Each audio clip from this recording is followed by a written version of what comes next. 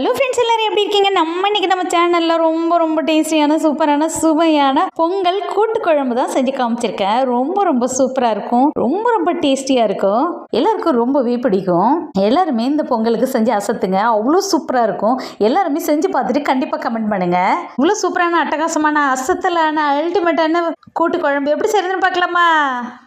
இது செய்யறதுக்கு ஒரு பாத்திரத்தில் 100 கிராம் பாசிப்பருப்பு சேர்த்துக்கலாம். இதில் தண்ணி ஊற்றி அலசி கீழே ஊற்றிட்டு மறுபடியும் அலசிட்டு எந்த பாத்திரத்தில் கூட்டு செய்ய போகிறீங்களோ அந்த பாத்திரத்துக்கு மாற்றிக்கலாம். நான் இப்போ குக்கரில் தான் செஞ்சு காமிக்க போகிறேன். குக்கர் மூடி போடாமல் செஞ்சு காமிக்க போகிறேன். இப்போ 100 கிராம் பாசிப்பருப்பையும் 1/2 லிட்டர் தண்ணியும் சேர்த்தாச்சு. இது சீக்கிரமாகவே வெந்துடும், மூடி போட்டு வேக வைக்க வேணாம், அப்படியே வேகட்டும். இது ஸ்டவ் ஆன் பண்ணிக்கலாம், மீடியம் ஃப்ளேமில் வச்சுக்கலாம். ஒரு 1/4 டீஸ்பூன் மஞ்சத்தூள் சேர்த்துக்கலாம். இது நல்லா கலந்து விட்டுக்கலாம். நல்லா கலந்து விட்டாச்சு. இது நல்லா வேகட்டும். இது வேகிறதுக்குள்ளே நம்ம கூட்டுக்கு தேவையான தேங்காய் அரைச்சிட்டு வந்துடலாம்.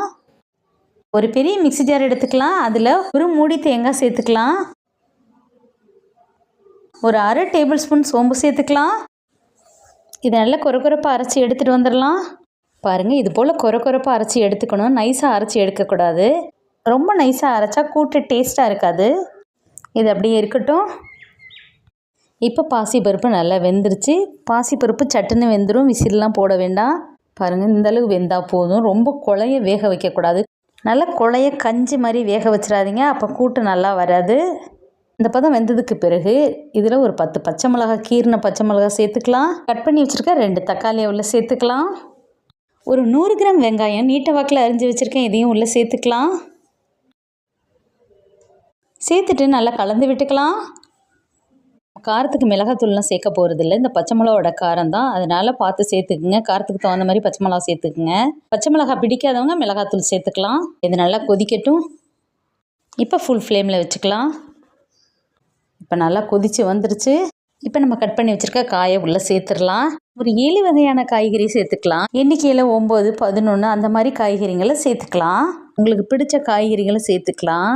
இதில் வெண்டைக்காய், மாங்காய், கத்திரிக்காய் இதெல்லாம் சேர்க்காம பரங்கிக்கீத்து, இந்த மாதிரி சவுச்சவு, கேரட்டு, அவரைக்காய், வேப்பங்கிழங்கு, சக்கரவள்ளி கிழங்கு, வாழைக்காய், உருளைக்கிழங்கு, அவரைக்காய், பீன்ஸு, மொச்சக்காய் மெயினாக சூப்பராக இருக்கும். மொச்சக்காய் சேர்த்தா எல்லாமே சேர்த்துக்கலாம். எல்லா காயும் உள்ளே சேர்த்தாச்சு. இதை நல்லா கலந்து விட்டுக்கலாம். உங்களுக்கு தண்ணியாக அந்த குழம்பு வேணும்னா நீங்கள் தண்ணி ஊற்றிக்கலாம். நீங்கள் கூட்டு மாதிரி தான் வைக்க போகிறீங்கன்னா தண்ணியும் காயும் ஒன்று போல் இருக்கிற மாதிரி வச்சுக்கலாம். இந்த அளவு தண்ணி இருந்தால் போதும். தண்ணி காய்கறிக்கு மேலே நிற்கக்கூடாது. இதுக்கு தேவையான அளவு உப்பு சேர்த்துக்கலாம். சேர்த்துட்டு நல்லா கலந்து விட்டுட்டு வேக வச்சுக்கலாம். நல்லா மீடியம் ஃப்ளேமில் வச்சு வேக விடுங்க. இது நல்லா வெந்து வரட்டும். இந்த பாசிப்பருப்பை சில்வர் பாத்திரத்துலேயோ மண் பாத்திரத்துலேயோ வச்சு வேக விட்டிங்கன்னா அடி பிடிக்கும். அதனால் நல்லா கலந்து விட்டு வேக விடுங்க. இப்போ காய் நல்லா வெந்து வந்துருச்சு. இப்போ நம்ம அரைச்சி வச்சுருக்க தேங்காவை இதில் சேர்த்துடலாம்.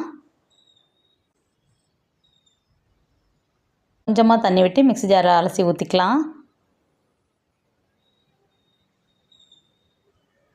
இப்போ நல்லா கலந்து விட்டுக்கலாம். இப்போ நல்லா கலந்து விட்டாச்சு. நல்லா கொதித்து வரட்டும். தேங்காயோட பச்சை வாசனையெல்லாம் போய் வரணும். இப்போ நல்லா கொதித்து தேங்காயோட பச்சை வாசனையெல்லாம் போய் சூப்பராக வந்துருச்சு. பாருங்கள், கூட்டு எவ்வளோ வாசனையாக எவ்வளோ சூப்பராக வந்திருக்குன்னு. இப்போ ஸ்டவ் ஆஃப் பண்ணிக்கலாம். ஒரு 4 கொத்து கருவேப்பிலையை நல்ல காம்போடு அப்படி 2-3 கிள்ளிட்டு அப்படியே போட்டுக்கலாம். இது நம்ம தாளிக்கெல்லாம் வேண்டியதில்லை. நீங்கள் தாளிக்கணும்னு விருப்பப்படுறவங்க தாளித்து கடுகு, காஞ்ச மிளகாய் போட்டு தாளித்து ஊற்றிக்குங்க. பொங்கலுக்கு பெரும்பகுதி தாளிக்க மாட்டாங்க, இந்த மாதிரி தான் செய்வாங்க. கருவேப்பிலை போட்டாச்சு. இப்போ அப்படியே மூடி வச்சிடலாம்.